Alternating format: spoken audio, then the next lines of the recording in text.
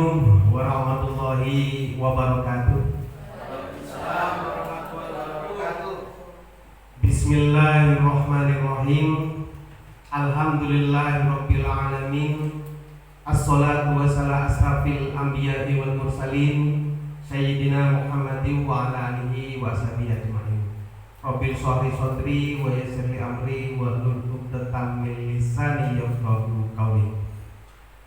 Yang terhormat Bapak Kepala Sekolah SD Negeri Juglor, Bapak Edi Sucipto Sarjana Pendidikan, beserta Bapak Ibu Dewan Guru SD Negeri Juglor yang tentunya bahagia pada hari ini. Syukur alhamdulillah kehadirat Allah Subhanahu wa taala yang telah memberikan rahmat dan hidayah kepada kita semua, sehingga di siang hari ini kita bisa berkumpul untuk meluangkan waktu mengikuti suatu acara, yaitu diseminasi sosialisasi budaya positif modul 1.4 program guru penggerak pendidikan guru penggerak angkatan 10, dalam hal ini yaitu Ibu Atik Faridah Herlina, alhamdulillah yang selalu dalam keadaan sehat walafiat. Shalawat serta salam semoga akan tetap tercurah atas junjungan Nabi kita Muhammad sallallahu alaihi wasallam, para keluarga, para sahabat dan pengikutnya sampai akhir zaman, yang telah membawa kita ke jalan kebenaran, yaitu dinul Islam. Bapak Ibu, adapun susunan acara pada siang hari ini adalah yang pertama pembukaan, yang kedua sambutan dari Kepala Sekolah SD Negeri Juglor, yang ketiga acara inti diseminasi sosialisasi budaya positif dari CGP Angkatan 10 Atik Faridah Herlina, dan acara yang keempat tanya jawab, dan terakhir acara yang kelima yaitu penutup. Baik, untuk menyingkat waktu, marilah kita mulai acara pada siang hari ini, yaitu acara yang pertama yaitu pembukaan. Marilah kita buka dengan membaca suratul Fatihah. Ila hadratillah Al-Fatihah.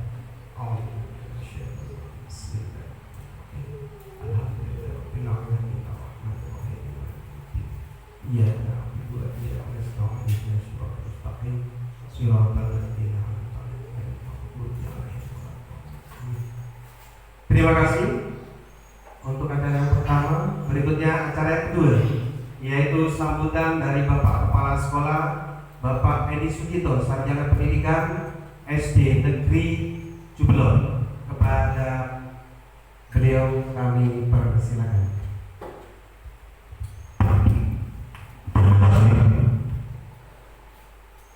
Assalamualaikum warahmatullahi wabarakatuh. Alhamdulillahirabbil alamin. Wassalatu wassalamu ala mursalin wa ala alihi washabihi ajmain. Amma ba'd. Yang kami hormati Bapak Ibu Dewan Guru SD Juglor. Pertama-tama, marilah kita panjatkan rasa puji syukur kehadirat Allah, yang mana di siang hari ini kita masih bertatap muka dalam satu ruangan dalam rangka kegiatan sosialisasi budaya positif yang akan disampaikan oleh saudara kita, guru kita, Bu Atik Faridah Herlina, yang merupakan CGP Angkatan ke-10, yang mana nanti akan memberikan destinasi dari budaya positif. Semua itu atas rahmat dari Allah Subhanahu wa taala, kita masih diberi anugerah berupa sehat.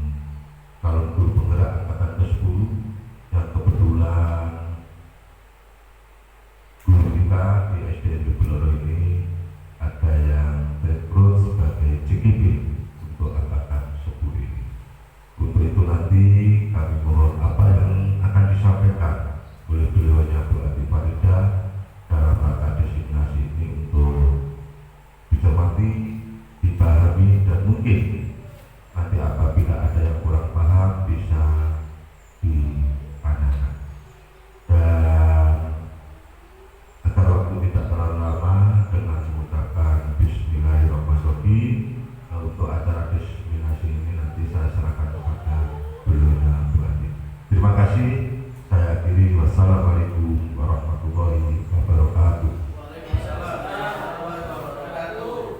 Terima kasih kepada Bapak Edi Sucipto yang telah menyampaikan sepatah dua patah kata. Berikutnya kita masuk kepada acara yang ketiga, yaitu acara inti, yaitu diseminasi sosialisasi budaya positif pada modul 1.4. Kepada Ibu Atik Faridah Herlina dipersilakan. Bismillahirrahmanirrahim. Assalamualaikum warahmatullahi wabarakatuh. Mohon izin berdiri, Bapak Ibu. Yang saya hormati Bapak Kepala Sekolah SD Negeri Jubelor, yang saya hormati Bapak Ibu Guru SD Negeri Jubelor, yang saya hormati sebagai moderator Bapak Hadi Sucipto. Pertama-tama marilah kita panjatkan puji syukur kehadirat Allah SWT yang mana pada kesempatan di siang hari ini kita bisa berkumpul dalam ruangan ini dalam keadaan sehat walafiat. Kedua kalinya sholawat serta salam tetap tercurahkan pada junjungan kita Nabi besar Muhammad SAW, dan semoga kita mendapatkan syafaat-syafaatnya. Amin amin ya robbal alamin. Ketiga kalinya saya ucapkan terima kasih kepada Bapak Edi Sucipto yang sudah memberikan izin kepada saya untuk melakukan diseminasi budaya positif sebagai tugas saya dalam melaksanakan aksi nyata di calon guru penggerak angkatan 10 ini. Kedua kalinya saya ucapkan terima kasih kepada teman-teman atas waktu, memberikan waktu kepada saya untuk bisa hadir di ruangan ini dengan bahagia ya tentunya. Baik, sekarang sebelum kita memasuki ke diseminasi budaya positif modul 1.4, saya melaksanakan pendidikan guru penggerak ini itu dimulai dari modul 1, Bapak Ibu. Modul 1 di situ saya belajar banyak tentang filosofi Ki Hajar Dewantara, di mana di situ saya belajar Ingarso Sungtulodo, Tuhuri Handayani, dan Ingmadya Mangunkarso, di mana kita sebagai guru itu harus selalu memberikan teladan. Yang kedua, membangun secara bersama-sama, dan yang ketiga, kita semua selalu terdorong untuk memberikan ide dan motivasi.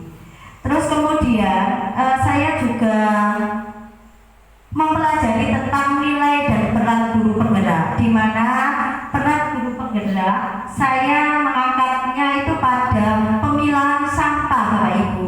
Pemilahan sampah itu ada sampah organik dan sampah anorganik, di mana saya olah di situ digunakan untuk sampah anorganik yang sudah tidak terpakai, itu saya gunakan untuk membuat pot-pot bunga yang ada di depan kelas masing-masing. Kemudian yang sampah organik, kita pupuk komposnya itu bisa digunakan pada taman di depan sekolah kita. Nah, untuk itu maka kita semua harusnya menerapkan nilai dan peran guru penggerak itu kita laksanakan untuk kelas-kelas yang lainnya. Monggo Bapak Ibu bisa mengadopsi itu semua untuk, kan kalau kelihatan indah kelas kita maka kita akan senang untuk di kelas kita.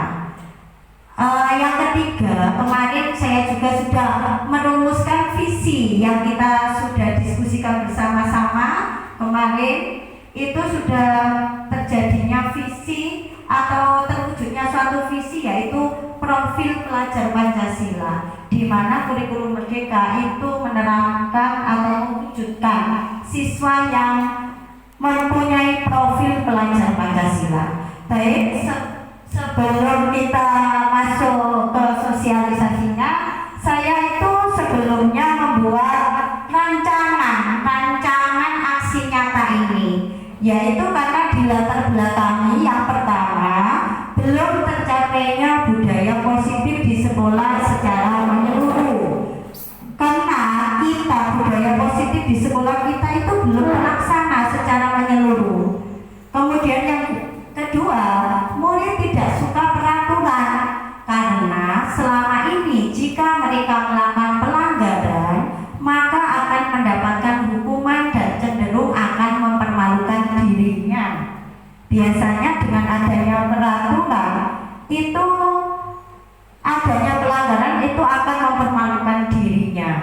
Tujuan dari aksi nyata yang saya buat yaitu yang pertama menciptakan murid yang merdeka dan disiplin diri yang kuat, kemudian menumbuhkan budaya positif di sekolah dengan meyakini nilai-nilai kebajikan universal. Adapun tolak ukur dari aksi nyata yang saya buat yang pertama yaitu terbentuknya keyakinan kelas melalui kegiatan kesepakatan kelas yang dilakukan oleh wali kelas dan siswa. Jadi kita nanti membentuk keyakinan kelas dengan kegiatan kesepakatan kelas yang dilakukan antara guru dan siswa. Yang kedua, siswa mampu menerapkan dan menjalankan keyakinan kelas yang telah dibuat. Keyakinan yang sudah dibuat itu nanti kita jalankan dan kita terapkan bersama-sama. Lini masa tindakan atau langkah-langkah tindakan yang akan saya lakukan. Yang pertama, menghadap kepala sekolah untuk menjelaskan pentingnya penanaman budaya positif dan keyakinan kelas di sekolah, serta meminta izin untuk mendiseminasikan bersama rekan guru. Kemarin saya sudah meminta izin kepada Bapak Kepala Sekolah untuk melakukan diseminasi ini, kemudian jenengan-jenengan bisa hadir di diseminasi ini. Kemudian yang kedua, mengumpulkan rekan guru untuk melakukan diseminasi pemahaman materi budaya positif, keyakinan kelas, dan segitiga restitusi. Nah, sekarang ini kita lakukan. Kemudian yang ketiga, berkoordinasi dan berkolaborasi dengan wali kelas untuk membuat keyakinan di kelas masing-masing. Ini nantinya Bapak Ibu guru yang lain itu bisa menerapkan keyakinan kelas di kelas masing-masing. Kemudian yang keempat, memantau, merefleksi dan mengevaluasi keyakinan kelas yang telah dibuat. Dukungan yang saya butuhkan tentunya tetap dukungan dari Bapak Kepala Sekolah, karena Bapak Kepala Sekolah yang mempunyai kebijakan-kebijakan terhadap sekolah kita. Tentunya juga dari rekan guru, tanpa kita berkolaborasi dan bekerja sama maka lembaga kita tidak bisa menjadi lembaga yang kuat. Karena kalau saya sendiri tidak mungkin bisa untuk menjadikan lembaga kita itu menjadi lembaga yang kuat. Karena kalau saya kan pasti punya kelebihan, pasti punya kekurangan. Karena setiap manusia itu pasti ada kelebihan dan kekurangan, maka kita harus selalu bekerja sama dan berkolaborasi. Nah, itu tadi dukungan dari kepala sekolah, rekan guru, serta murid agar tindakan yang telah disusun dapat dilakukan secara lancar dan menyeluruh. Yang kedua, sarana dan prasarana yang menumbuhkan budaya positif di sekolah. Yang ketiga, orang tua itu dalam melakukan budaya positif di rumah. Berarti ketiga-tiganya itu harus selalu berkesinambungan, di mana dukungan dari Bapak Kepala Sekolah, kita sebagai guru, muridnya, kemudian sarana prasarananya, kemudian orang tua untuk penerapan budaya positif di rumah itu harus berkesinambungan. Nantinya akan terbentuk budaya positif di sekolah. Nah, sekarang kita masuk ke penyebaran pemahaman dan pengalaman penerapan budaya positif. Kita masuk ke diseminasi saya, yaitu sosialisasi positif. Konsep utama budaya positif saya mempunyai 7 yang harus dibahas di dalam sosialisasi ini. Yang pertama yaitu perubahan paradigma belajar, yang kedua disiplin positif, yang ketiga kebutuhan dasar manusia, yang keempat memotivasi perilaku manusia, kemudian 5 posisi kontrol restitusi, kemudian yang keenam keyakinan kelas, yang ketujuh segitiga restitusi. Jadi pada saat ini kita akan membahas satu persatu ya Bapak Ibu. Nah sekarang kita masuk ke pembelajaran dengan paradigma baru, di mana sebelumnya pembelajaran itu saya kira pembelajaran yang kita lakukan itu adalah pembelajaran yang klasikal Bapak Ibu, pembelajaran yang hanya berpusat pada guru. Saya sendiri itu sering kali melakukan itu. Nah padahal di dalam pembelajaran kita di kurikulum Merdeka ini, yaitu pembelajaran dengan paradigma baru, dirancang berdasarkan prinsip pembelajaran yang berdiferensiasi, sehingga setiap siswa itu belajar sesuai dengan kebutuhan dari tahap perkembangannya untuk mewujudkan profil pelajar Pancasila, di mana pembelajaran yang berdiferensiasi itu adalah pembelajaran yang didasarkan dengan karakteristik dari peserta didik. Kita kan mempunyai peserta didik yang banyak ya Bapak Ibu, maka kita harus mengetahui terlebih dahulu apa karakteristik yang ada di peserta didik itu. Kemudian itu untuk mewujudkan apa? Yaitu untuk mewujudkan profil pelajar Pancasila, di mana profil pelajar Pancasila itu memuat 6 komponen. Yang pertama mungkin pada saat kurikulum Merdeka untuk kelas 1 dan kelas 4 itu sering kali dinyanyikan biasanya 6 komponen pelajar Pancasila itu. Yang pertama yaitu beriman dan bertakwa pada Tuhan Yang Maha Esa dan berakhlak mulia, berkebinekaan global. Kemudian mungkin ada yang bisa menyanyikan nih, Bu Ita mungkin bisa menyanyikan untuk 6 komponen daripada profil pelajar Pancasila tersebut. Monggo Bu Ita.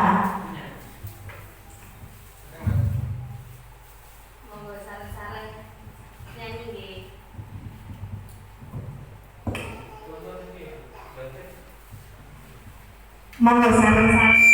Nggih. Pelajar Pancasila beriman dan bertakwa pada Tuhan Yang Esa, berakhlak mulia, berkebinekaan global, gotong royong mandiri, kreatif dan bernalar kritis. Monggo satu kali lagi. Monggo sareng-sareng. Sareng-sareng nggih. Pelajar Pancasila beriman dan bertakwa pada Tuhan Yang Esa dan berakhlak mulia, berkebinekaan global, gotong royong mandiri, kreatif dan bernalar kritis. Terima kasih Bu Ita, tepuk tangan untuk semuanya. Berarti 6 komponen itu seringkali sebelum dimulai pembelajaran biasanya anak-anak kita ajak bermain bersama. Biasanya ada tanda-tandanya ya Bu Ita, untuk bergotong royong kita memakai itu ya. Apa biasanya ada simbol yang menunjukkan bahwa kita beriman bertakwa pada Tuhan Yang Maha Esa,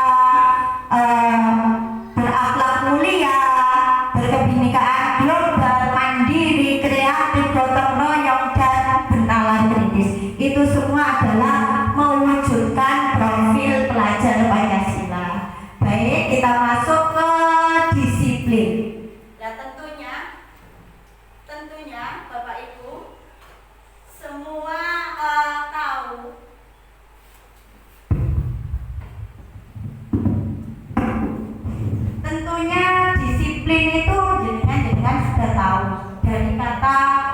disiplin, mengetahui apa itu disiplin, bagaimana itu disiplin itu seperti apa. Mungkin ada Bapak Ibu yang bisa, monggo Bu Eva. Disiplin adalah Disiplin adalah suatu tindakan yang dilakukan berdasarkan peraturan. Iya, tepat sekali. Yang perlu kita garis bawahi di sini, disiplin itu adalah suatu tindakan untuk melakukan suatu peraturan. Yang perlu kita garis bawahi yaitu peraturan. Dalam budaya kita, makna kata disiplin itu dimaknai menjadi suatu yang dilakukan seseorang pada orang lain untuk mendapatkan kepatuhan. Dari peraturan-peraturan itu kan akhirnya mendapatkan kepatuhan. Kemudian dengan adanya peraturan, kita juga cenderung menghubungkan kata disiplin itu dengan ketidaknyamanan, Bapak Ibu. Karena dengan adanya peraturan itu akhirnya juga bisa menimbulkan ketidaknyamanan.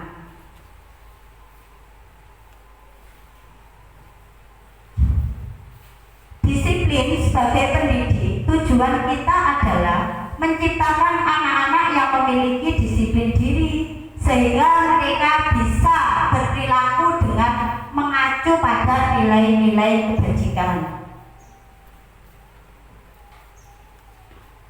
Disiplin positif merupakan salah satu cara penerapan disiplin yang bertujuan untuk menumbuhkan kesadaran serta memberdayakan anak untuk melakukan sesuatu tanpa teguran, ancaman maupun hukuman. Nah, dengan adanya peraturan, biasanya kita pasti melakukan suatu teguran, ancaman maupun hukuman. Nah, ini semua disiplin positif itu merupakan salah satu cara penerapan disiplin yang tidak digunakan atau tanpa teguran, ancaman maupun hukuman. Untuk mencapai suatu kedisiplinan, maka kita sebagai manusia dan sebagai peserta didik, sebagai guru juga, itu pasti mempunyai kebutuhan dasar manusia. Kebutuhan dasar manusia itu kebutuhan yang menjadi dasar yang harus dipunyai oleh setiap manusia atau peserta didik. Kebutuhan yang pertama bertahan hidup, di mana manusia itu butuh makan, butuh sandal, butuh papan. Nah, itu semua kebutuhan untuk bertahan hidup. Begitu juga dengan peserta didik kita, pasti mempunyai kebutuhan dasar yaitu bertahan hidup. Yang kedua, kasih sayang dan rasa diterima. Kita sering sekali sebagai guru itu biasanya untuk kelas rendah itu biasanya anak-anak kadang minta pangku, kadang minta rodok-rodok, misalnya itu sama Pak Agus, mepet-mepet sama Pak Agus, padahal minta pangku di situ. Berarti mereka butuh apa? Butuh kasih sayang dan rasa diterima. Kadang kita nggak tahu ya di rumah itu terjadi apa, terjadi permasalahan di rumah seperti apa. Kadang anak itu melampiaskannya kepada bapak ibu gurunya di sekolah. Kemudian kadang saya itu murid saya kan kelas 6, jadi sering kali mereka itu kadang curhat kepada saya, menceritakan hal-hal yang mungkin tidak bisa diceritakan pada orang lain, jadi diceritakan kepada saya. Mungkin tidak ada pelampiasannya, jadi mereka butuh kasih sayang dan rasa diterima. Kemudian yang ketiga, penguasaan. Kadang kita menemui peserta didik yang mau menang sendiri, Bapak Ibu. Sering sekali itu ada peserta didik yang ingin menang sendiri, tidak mau dikalahkan. Nah, itu berarti butuh penguasaan. Yang keempat, butuh kebebasan, di mana peserta didik itu juga butuh bebas untuk melakukan pembelajaran, di mana bebas itu bukan berarti bebas sepenuhnya, tapi bebas dalam artian ada batasan-batasannya. Mungkin jenuh dengan model diskusi, kita bisa melakukan pembelajaran dengan bermain peran ataupun dengan menggunakan aset yang sudah ada yaitu yang kita sudah miliki itu bisa digunakan untuk pembelajaran, berarti kebebasan. Kemudian yang keempat, kesenangan. Tentunya kita semua, baik peserta didik, baik manusia dewasa seperti kita, itu pasti ingin kesenangan. Berarti itu semua, kelima itu semua adalah kebutuhan dasar manusia yang dipunyai oleh manusia. Begitu juga dengan peserta didik kita. Dari kebutuhan dasar manusia, maka muncullah motivasi perilaku manusia. Apa itu motivasi? Motivasi merupakan dorongan yang timbul pada diri seseorang secara sadar atau tidak sadar untuk melakukan suatu tindakan dengan tujuan tertentu, di mana motivasi itu adalah dorongan. Dorongan itu kan bisa ada dua, yaitu dorongan dari dalam dan dorongan dari luar. Dorongan dari luar itu adalah motivasi ekstrinsik. Tadi sudah dibahas di peraturan. Biasanya anak itu mematuhi peraturan itu menghindari ketidaknyamanan dan hukuman. Biasanya ini murid melakukan disiplin diri karena ia takut dihukum. Berarti itu motivasi dari luar. Saya datang tepat waktu misalnya. Karena saya takut sama Pak Edi. Makanya itu motivasi ekstrinsik. Takut dengan kepala sekolah. Lah, itu berarti motivasi ekstrinsik. Motivasi itu merupakan dorongan yang timbul pada diri seseorang dengan sadar atau tidak sadar dengan tujuan. Berarti ada tujuannya. Tapi kalau motivasi ekstrinsik itu kita lakukan, maka itu hanya akan menghindari ketidaknyamanan dan hukuman saja.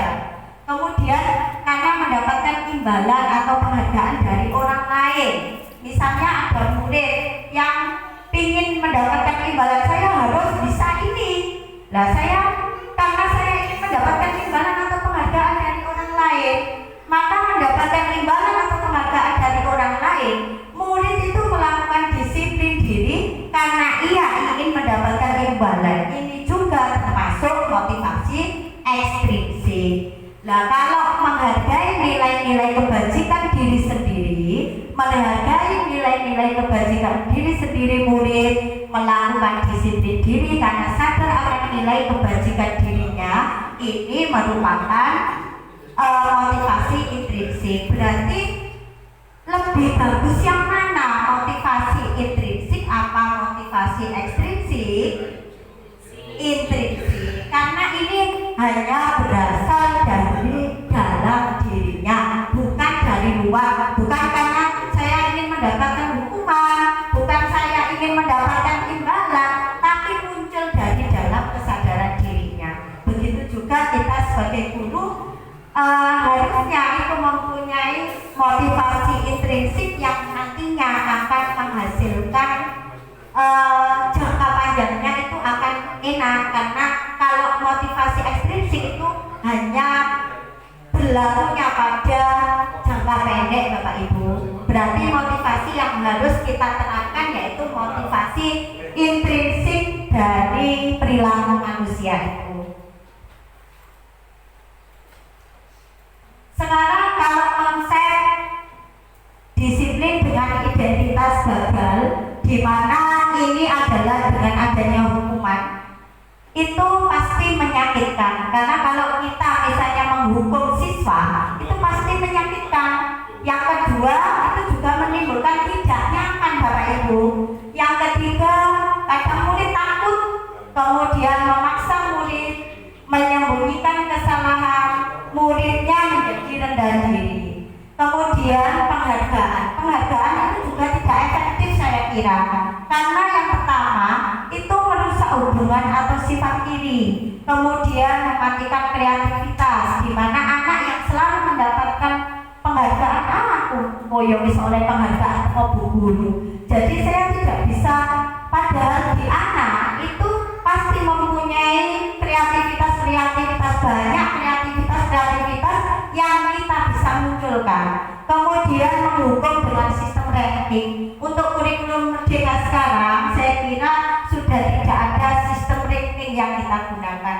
Kemudian yang kelima, merampas hak menghargai diri.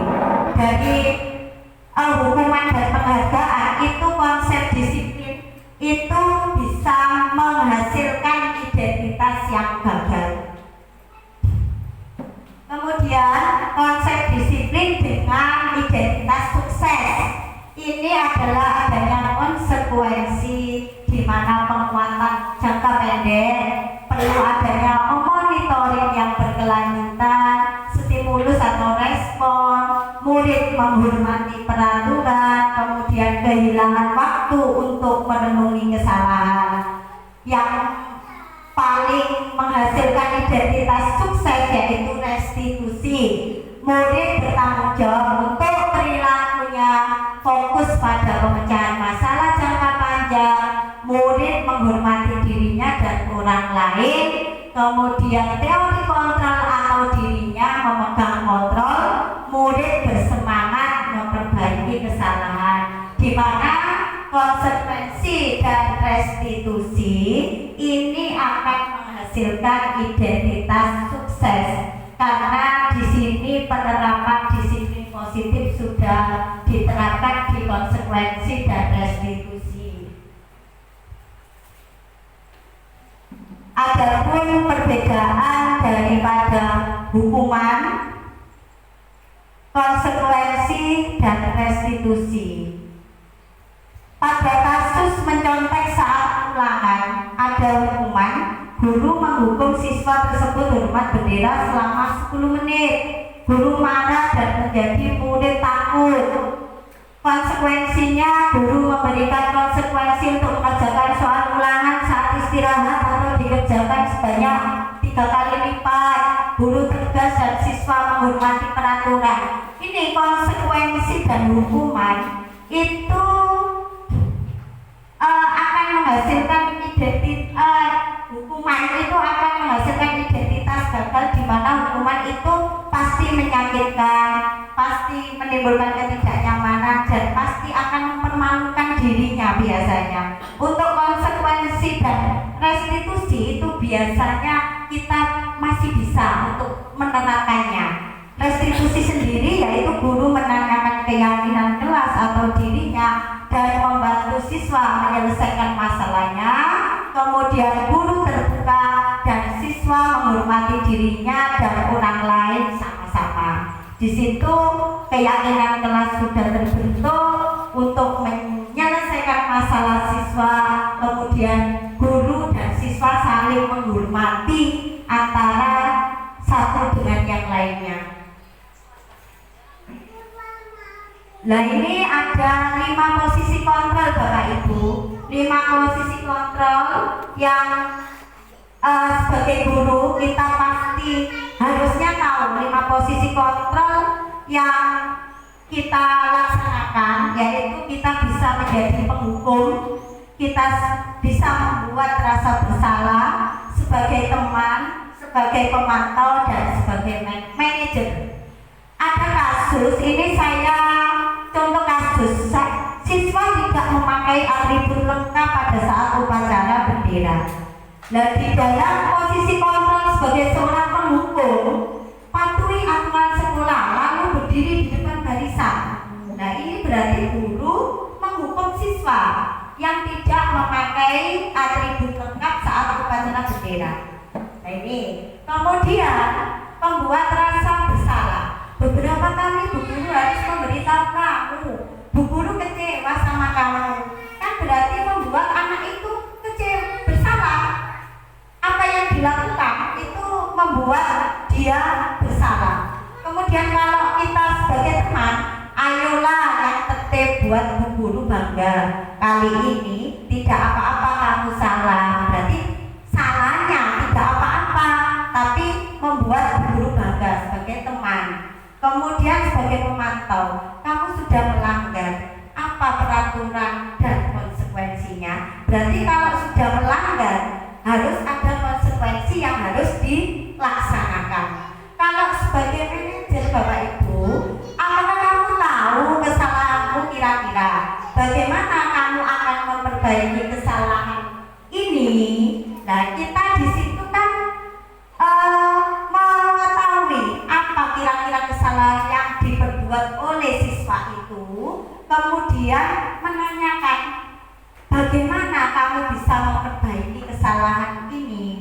Nah itu tadi ada kebutuhan dasar manusia, ada berbagai karakteristik yang dimiliki oleh setiap siswa kan berbeda-beda Bapak Ibu.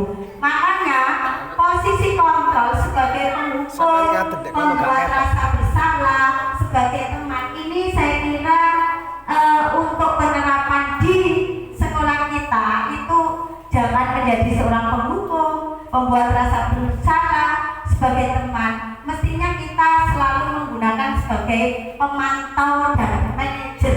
Yang paling bagus adalah manajer, karena kita akan mengetahui apa kesalahan dari siswa itu.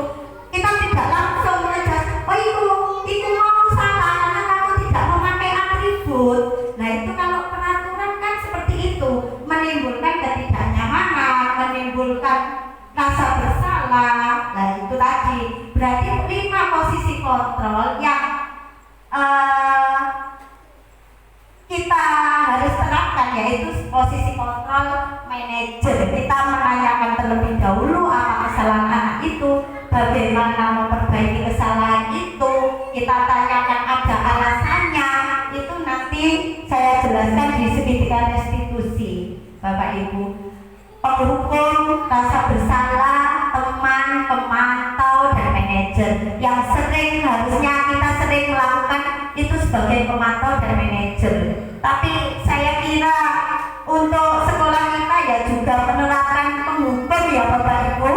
Seringkali tapi kan hukumannya hanya sekedar untuk mengambil sampah. Itu kan sama dengan pemantau. Kamu sudah melanggar apa peraturan dan konsekuensinya, mengambil sampah di lapangan terus dibawa ke tempat sampah seperti itu. Nah sekarang kita masuk ke keyakinan kelas. Mengapa keyakinan kelas? Mengapa tidak peraturan kelas saja? Tadi peraturan yang sudah dijelaskan sama saya tadi itu menimbulkan ketidaknyamanan, terus kepatuhan. Kalau keyakinan kelas, mengapa kita memiliki peraturan tentang penggunaan helm pada saat mengendarai kendaraan roda 2 atau motor? Mengapa? Mungkin Bu Nur bisa menjawab, mengapa kita memiliki peraturan tentang penggunaan helm?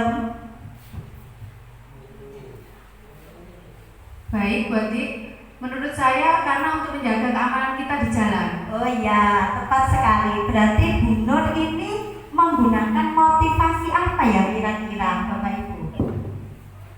Motivasi ekstrinsik apa intrinsik? Intrinsik, karena Bu Nur memakai helm itu demi keamanan pada saat berkendara. Lah, kalau motivasi ekstrinsiknya contohnya, kalau tidak mengapa kita memiliki peraturan tentang penggunaan helm pada saat mengendarai kendaraan roda 2 atau motor? Ekstrinsiknya ya mungkin takut dicekel polisi. Lah, itu takut ditilang, kena tilang. Nanti kan ada kerugian. Kalau kena tilang berarti kan kita ada kerugiannya. Tetapi kalau kita demi keamanan kita pada saat berkendara, itu kan berarti diri kita yang memotivasi atau mendorongnya. Kemudian yang kedua, mengapa kita memiliki peraturan tentang penggunaan masker dan cuci tangan setiap saat? Nah ini untuk apa? Untuk menjaga kesehatan kita. Tapi tidak untuk apa-apa. Kalau kita menjaga kesehatan kita, berarti otomatis kita selalu menggunakan masker dan cuci tangan setiap saat, karena kita kan nggak tahu ada kuman atau penyakit yang dibawa oleh sekitar kita. Jadi untuk menjaga kesehatan kita. Begitu ya Bapak Ibu. Sudah tahu motivasi ekstrinsik, intrinsik. Masuk ke kegiatan membuat keyakinan kelas. Nah, dalam pembuatan keyakinan kelas itu Bapak Ibu, kita bersama-sama dengan murid-murid kita di kelas kita, guru bersama siswa membuat keyakinan kelas.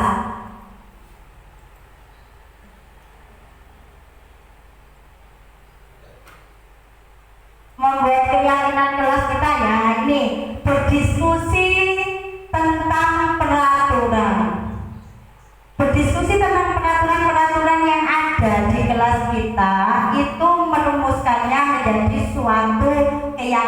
kelas, berdiskusi tentang peraturan yang ada di sekolah. Kemudian kita sama-sama merumuskan peraturan menjadi keyakinan. Kalau kita sudah yakin dari dalam diri kita, maka akan timbul motivasi intrinsiknya. Kemudian yang ketiga, menempelkan keyakinan kelas di kelas kita.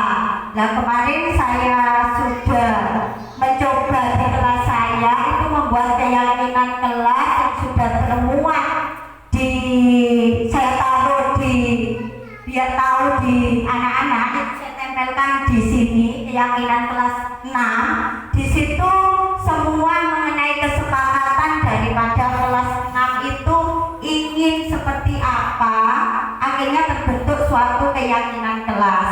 Berdiskusi tentang peraturan dirumuskan menjadi suatu keyakinan, kemudian menempelkan keyakinan itu di depan atau di samping biar semua itu tahu bahwa itu adalah keyakinan kelas dan harus kita sepakati bersama karena itu sudah melalui diskusi dan kita sudah menyepakati hal itu.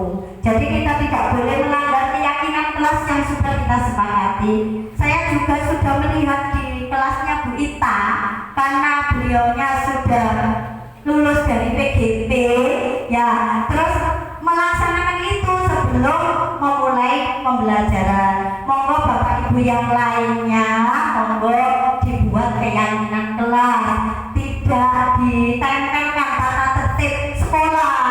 Kan biasanya sering sekali yang ditempel adalah tata tertib sekolah atau peraturan sekolah, tapi tidak keyakinan kelas. Keyakinan kelas itu lebih ke abstraknya atau lebih ke apa ya, lebih singkatnya dan lebih dipahami oleh siswa.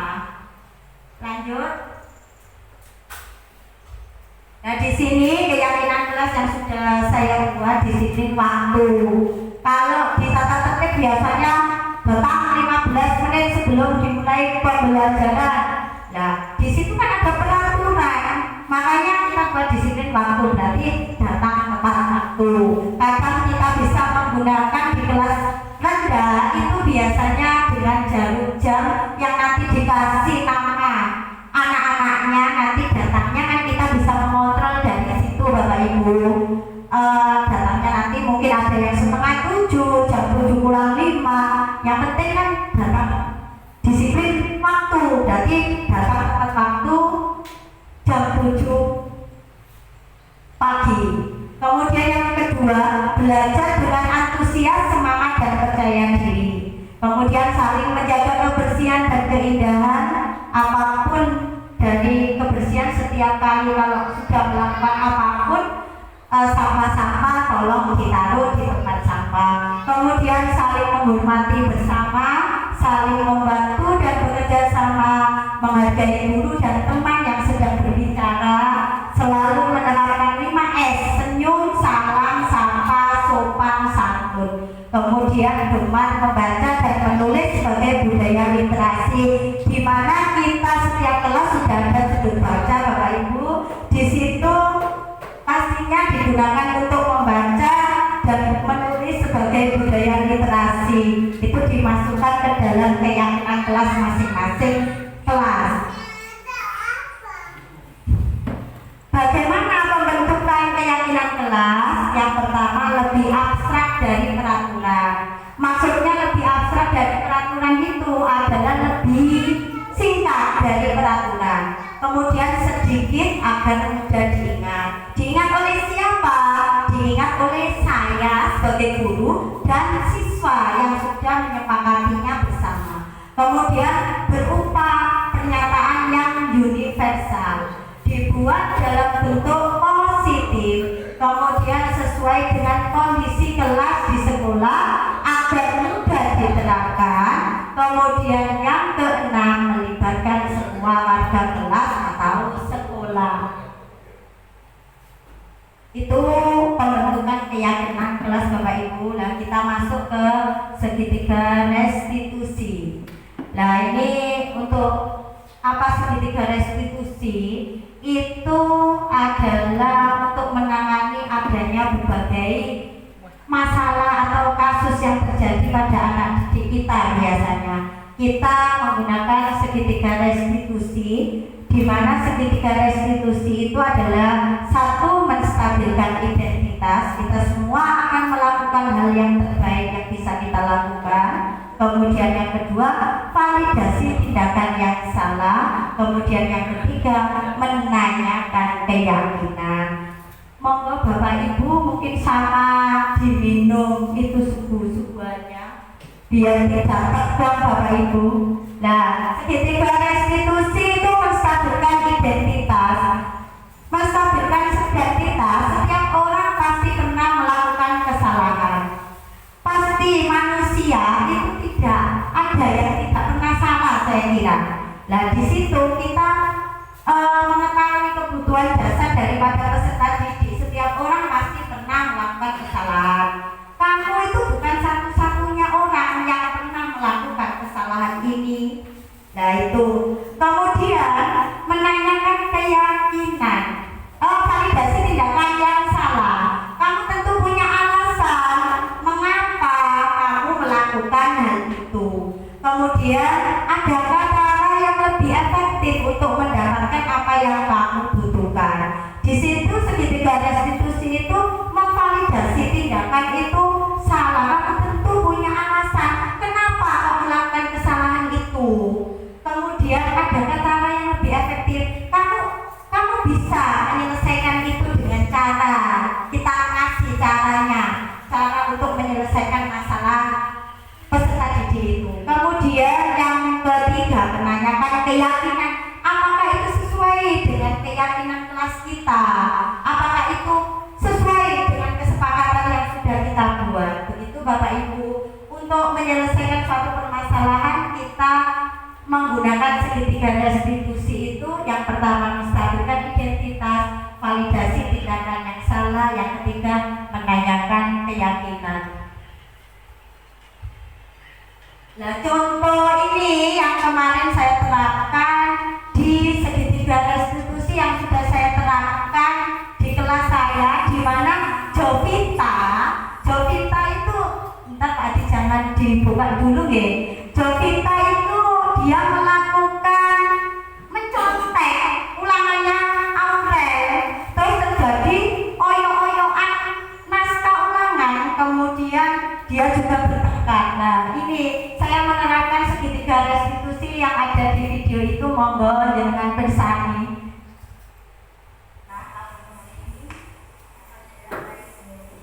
Jovi, apakah kamu tahu kenapa ibu memanggil kamu? Tahu, karena saya berselanjut dengan Aurel. Loh, kenapa kok berlaku dengan Aurel? Karena saya mencontek ulangan Aurel, tapi tidak boleh. Kira-kira perbuatan kamu salah dong. Jika kamu yakin berarti kamu telah melakukan apa? Kesalahan. Dari di sini buat tidak mencari siapa yang salah, tapi bagaimana kamu bisa belajar dari kesalahan kamu. Kamu bisa memikirkan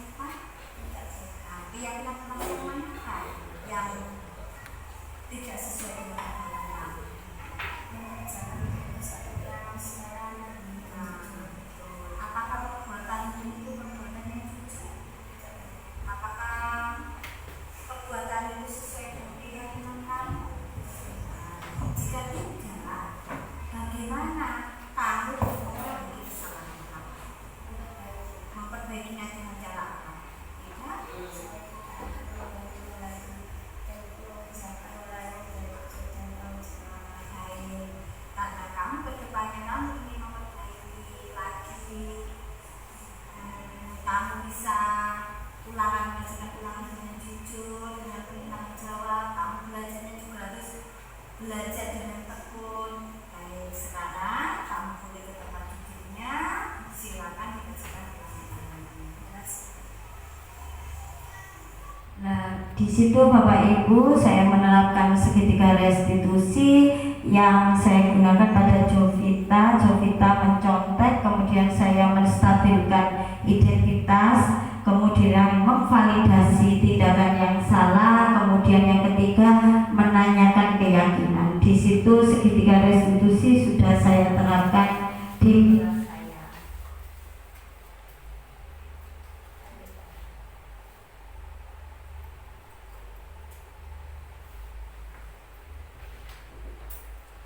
Dalam penerapan program disiplin positif, hendaknya guru memiliki standar kepribadian profesional dan sosial yang baik, di mana guru mampu berefleksi pada posisi kontrolnya saat ini, bagaimana perjalanan dirinya sebagai seorang among atau posisi manajer yang menuntut murid-murid menjadi insan yang mandiri, merdeka, dan bertanggung jawab. Semoga di sesi belajar kita hari ini membawa manfaat sehingga dapat mewujudkan profil pelajar Pancasila dan salam merdeka belajar. Terima kasih. Untuk selanjutnya saya serahkan kepada Bapak Moderator.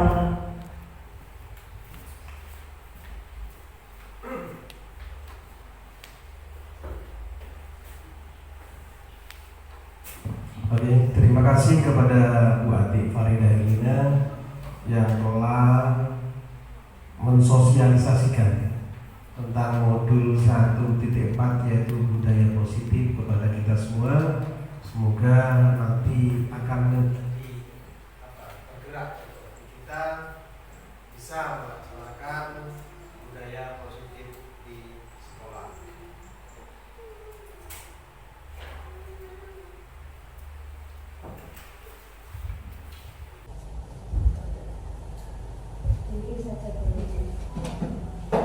Terima kasih.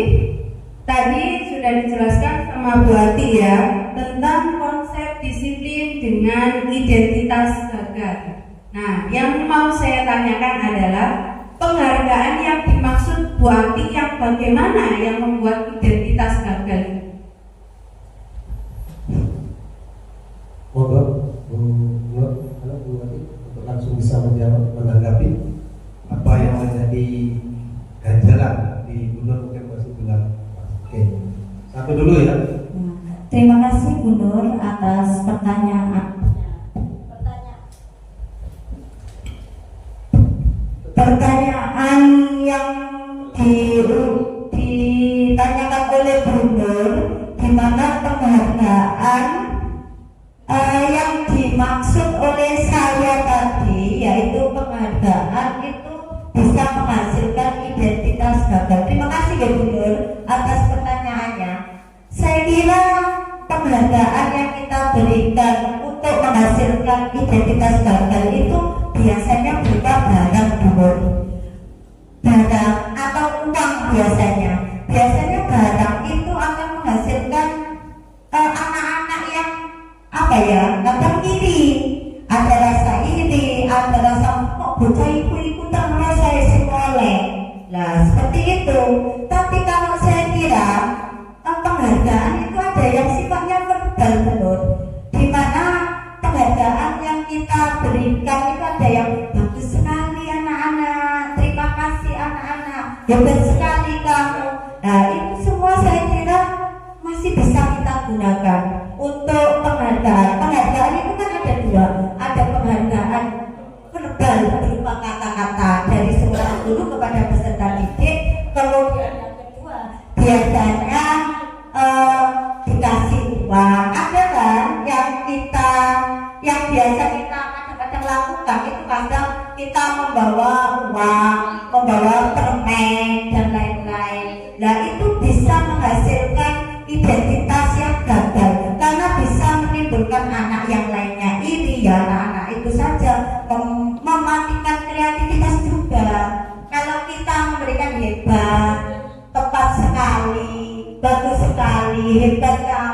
itu masih bisa kita gunakan untuk pembelajaran kita ke depannya, nggih.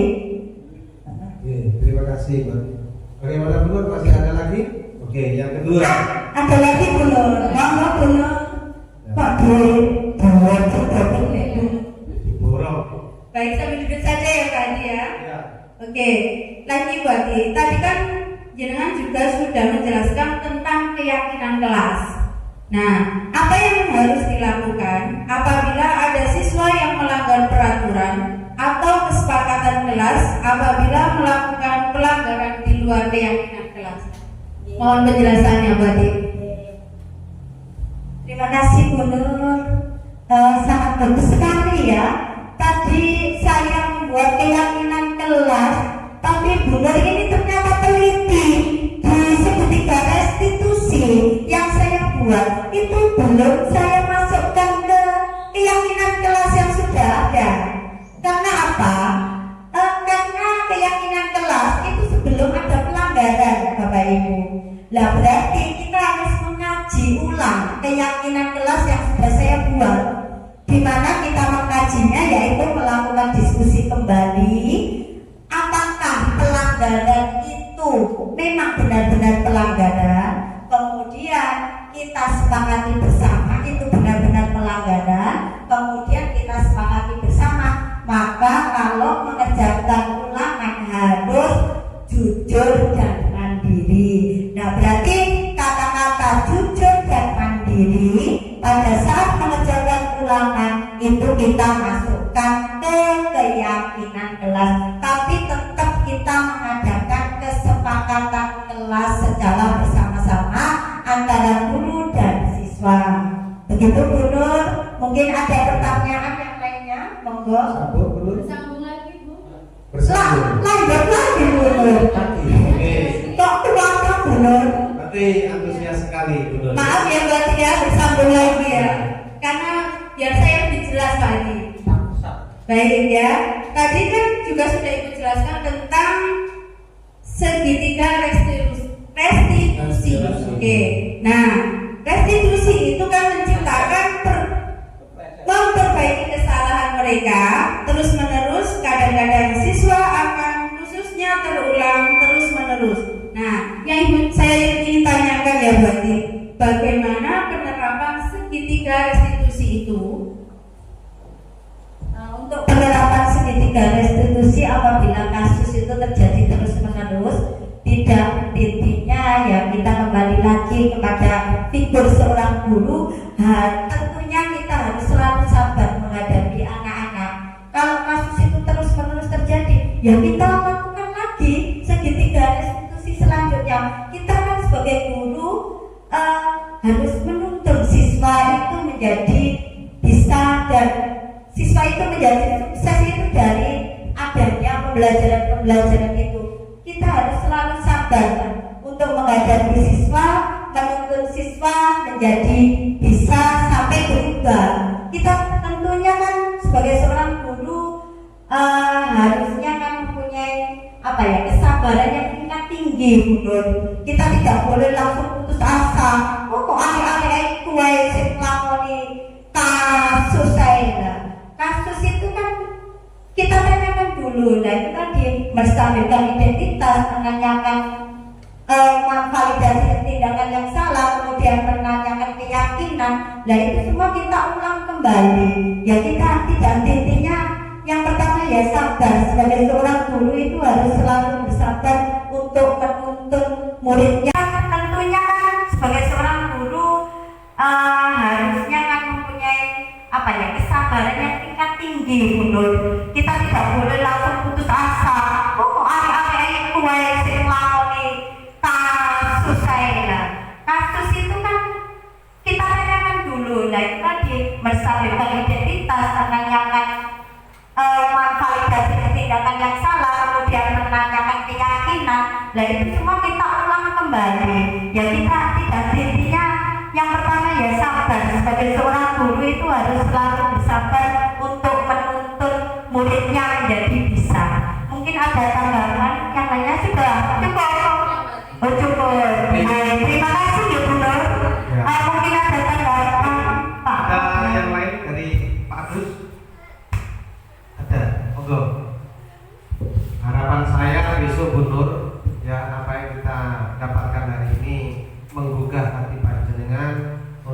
bisa ikut daftar di calon guru penggerak angkatan 12. Terima kasih Pak Moderator.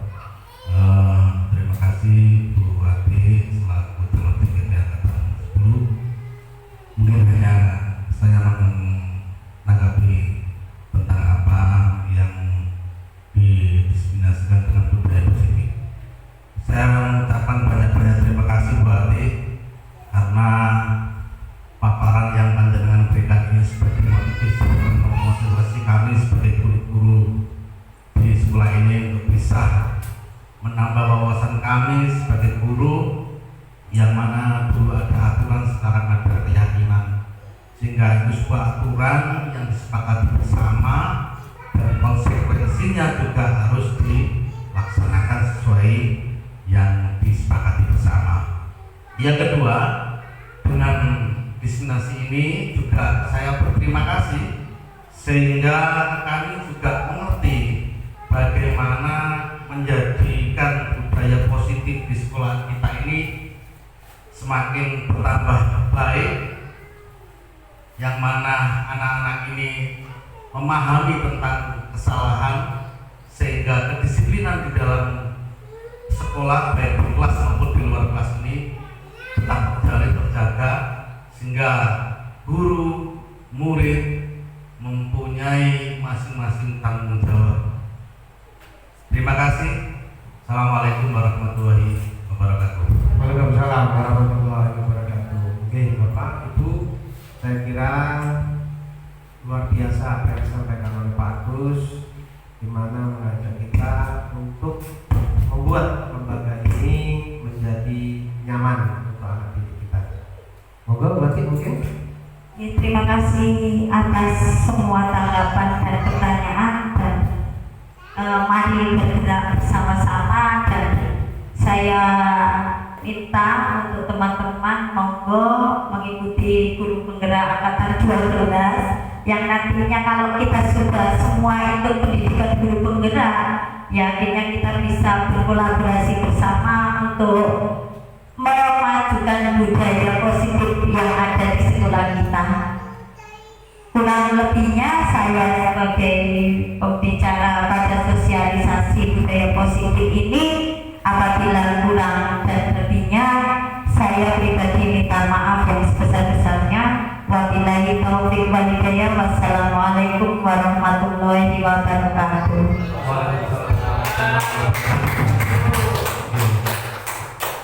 Baik Bapak Ibu, demikian tadi acara yang keempat, yaitu tanya jawab sangat luar biasa. Itu tadi ataupun pesan dari Bu Ati, monggo kita jangan ragu, kita daftar, jangan mundur, tapi jangan beranggapan bahwa kalau sudah ikut PGB akan menjadi kepala sekolah.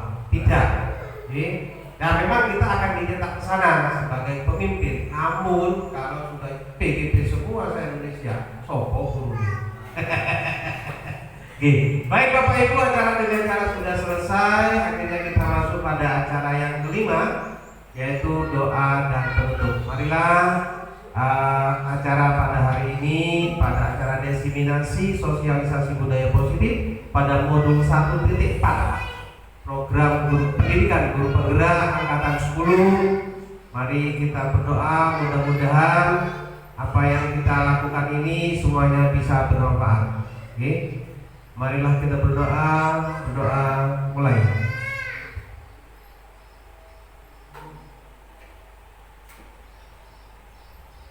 Selesai. Terima kasih, acara demi acara sudah kita lalui. Saya selaku pembawa acara atau moderator minta maaf apabila ada tutur kata saya, tingkah saya yang kurang berkenan. Saya minta maaf yang sebesar-besarnya. Akhir kalam, wassalamualaikum warahmatullahi wabarakatuh.